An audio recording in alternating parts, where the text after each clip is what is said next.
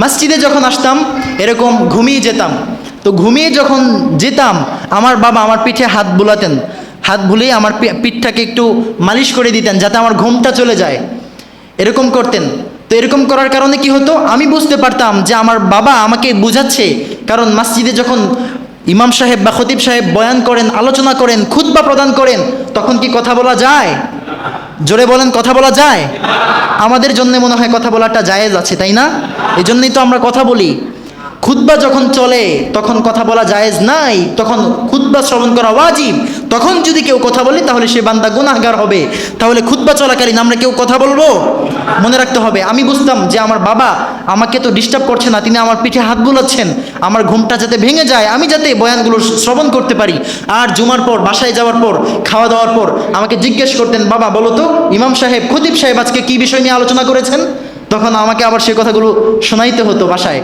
তাহলে এই কাজটা আপনারাও করতে পারেন। আরেকটা বিষয়, একদিন আমি একটা ভুল কাজ করে ফেলেছিলাম। মসজিদে এরকম পিলার ছিল, এরকমই একটা পিলার, সেই পিলারে আমি দুষ্টামি করে পা দিয়ে আঘাত করেছিলাম। মানে পিলারে আমি ধাক্কাচ্ছিলাম আমার পা দিয়ে, পায়ের পাতা দিয়ে।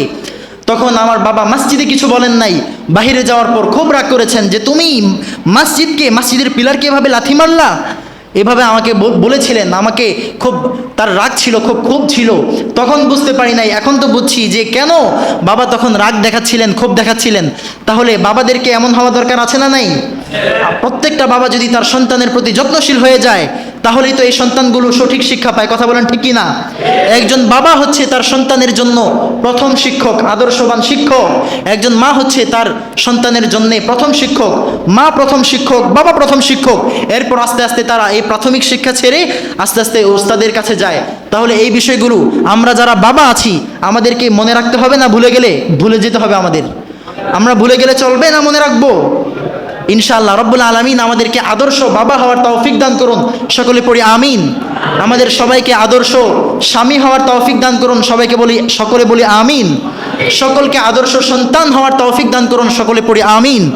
সর্বশেষে নির্বিশেষে আমাদেরকে রাহমাতুল্লিল আলামিনের আদর্শ উম্মত হওয়ার তৌফিক দান করুন এবং রব্বুল আলামিনের আদর্শ বান্দা, আদর্শ মুমিন হওয়ার তৌফিক দান করুন, সকলে পড়ি আমিন।